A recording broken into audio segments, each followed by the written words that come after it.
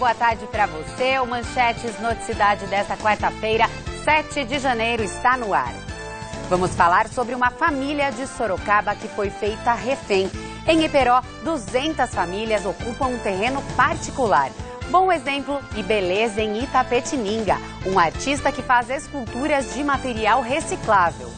E ainda ao vivo as informações sobre a campanha antirrábica. J. Abreu, boa tarde. Boa tarde, Mariel. Olha, a meta das zoonoses é imunizar 68 mil cães e gatos até o dia 31 de janeiro. Daqui a pouquinho eu trago mais detalhes. Ok, até já. Não é notícia repetida, mas caixas eletrônicos foram alvo de ataques na nossa região. Hoje pela manhã, bandidos explodiram 2 terminais no centro operacional do SAI, na zona industrial de Sorocaba. De acordo com testemunhas, sem violência, 3 homens armados e encapuzados renderam os vigias na guarita e pediram a colaboração dos terceirizados. Eles carregavam uma pistola e 2 armas longas, entre elas um fuzil. A ação durou 5 minutos. Os criminosos entraram, detonaram explosivos e saíram com o dinheiro dos terminais. Segundo informações da Polícia Militar, o carro usado na ação teria participado de outros roubos a caixas eletrônicos no estado. Em Limeira, no mês passado, e em Indaiatuba, nesta terça-feira. O SAI informou que os caixas ficavam no interior do prédio do centro operacional, mas foram transferidos para esta cabine na parte externa como medida de segurança, depois de outro ataque há 2 anos. Só este ano é o segundo ataque a caixas eletrônicos na região. O outro foi em Jundiaí. No dia 30 de dezembro, outras 2 ocorrências. No bairro de Aparecidinha, em Sorocaba, a explosão foi evitada com a chegada da polícia, mas os bandidos conseguiram fugir. Em Alumínio, o prejuízo foi grande. Os artefatos destruíram a maior parte da agência. Bandidos atiraram contra a viatura da polícia. Em 2014, foram pelo menos 40 ataques na região. Até quando, né? Nós entramos em contato com a Caixa Econômica Federal, mas até o fechamento desta edição não recebemos resposta. 4 homens fizeram um arrastão na noite de ontem em Ibiúna. Houve perseguição pela rodovia Bom-Giro-Nacal. Na altura do quilômetro 60, os suspeitos perderam o controle do veículo e bateram no guarda-reio. Um deles ficou preso às ferragens, foi socorrido a um hospital da região e não resistiu. Um menor e outro maior, que também participaram do arrastão, foram detidos e permanecem à disposição da Justiça. O 4º suspeito conseguiu fugir. Em Jundiaí, 4 pessoas foram presas pela DISI, suspeitas de envolvimento com o crime organizado. A quadrilha trazia drogas do Rio de Janeiro para serem distribuídas na região. Com eles foram encontradas armas e 4 quilos de entorpecentes entre maconha e cocaína. Olha, agora um susto em Sorocaba. Uma família foi feita refém dentro de casa por 2 menores na Vila Progresso. Acompanhe. Os menores usaram uma faca para ameaçar a família e roubar celulares, videogame, computadores, entre outros objetos pessoais. Vizinhos acionaram a polícia. O comandante da operação conta como foi a apreensão. Um dos indivíduos, observando o cerco da polícia militar, tentou se evadir pelo fundo, o qual foi detido de posse de uma faca, tá? E a outra equipe, ao entrar pela frente da residência, deteve o segundo adolescente infrator. Uma das vítimas, o jovem que não quis se identificar, conta como foram os momentos de pânico. Mexeram com meu irmão e falaram para ele ficar quieto e cooperar. Fiquei sabendo que eles quebraram o telefone para não poderem ligar, mas depois de um tempo eles pegaram uma faca na cozinha e começaram a ameaçar o meu irmão. Que se ele não ajudasse e tudo mais, iam esfaquear ele. Poderiam esfaquear ele e depois cair fora e falar que tinha sido um suicídio. Assustado, ele e a família pensam em mudar de cidade. Acabou de acontecer isso, você sai de casa mais desconfiado, você às vezes não vai dormir tranquilo. Eu não sei como meu irmão vai ficar, se ele pode ficar com algum trauma, assim, com algum medo.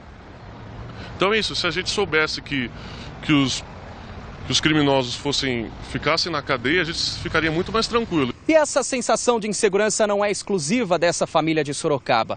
Ainda nesta terça-feira, moradores de um edifício em São Roque passaram por uma situação semelhante.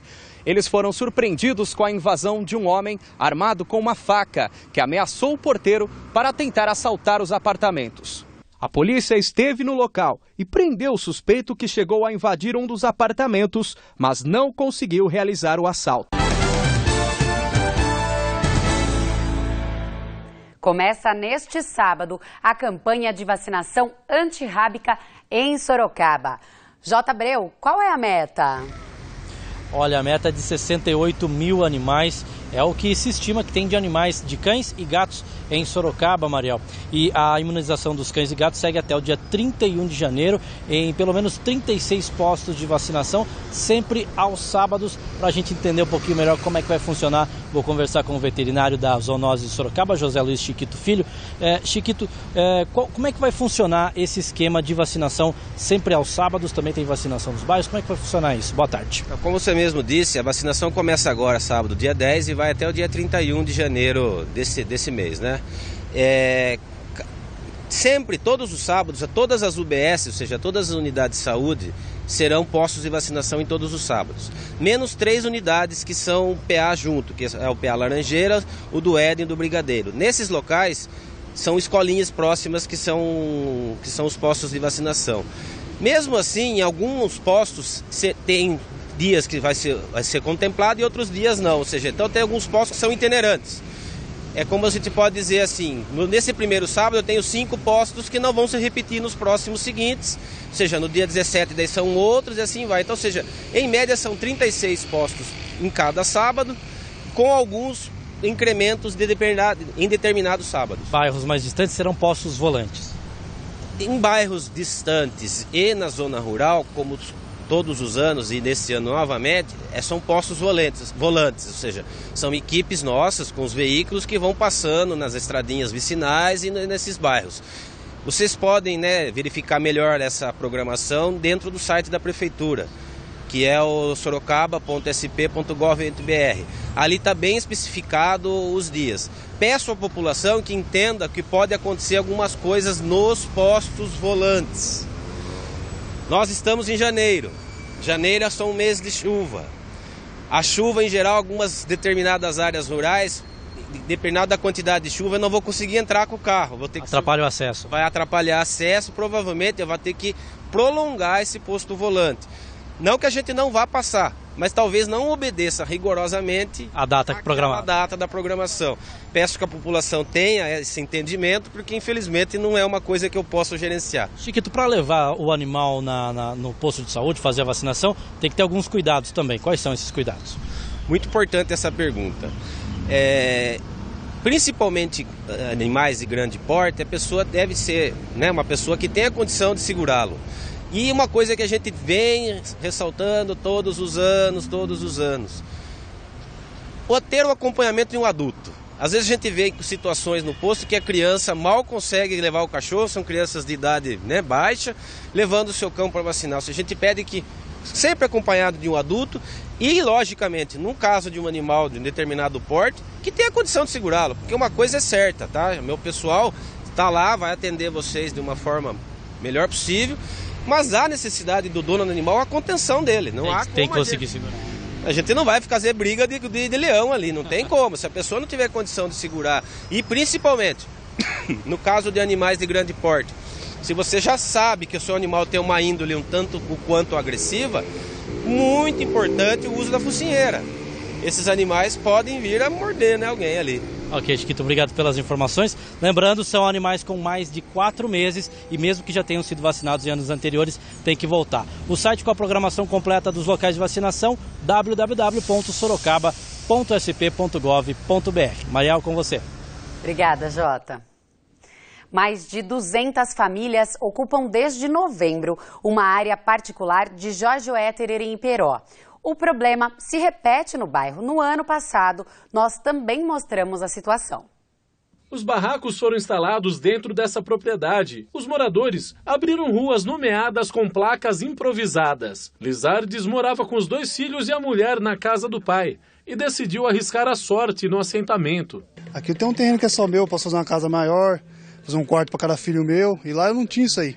O bairro foi batizado pelos ocupantes de Vitória e dividido em terrenos de 10 por 30 metros. Segundo eles, o espaço foi doado pelo próprio dono. Foi entrado, o proprietário não se reivindicou, mas a Prefeitura está acionando o Ministério Público para que ele pode mover alguma ação contra a gente. Mas isso daí, pela parte dele, eu acredito que não ocorrerá. A situação aqui nos barracos realmente é precária. Como a gente pode ver, o teto é de telha de amianto. Aqui as paredes são improvisadas com lonas e a cozinha fica junto a uma cama.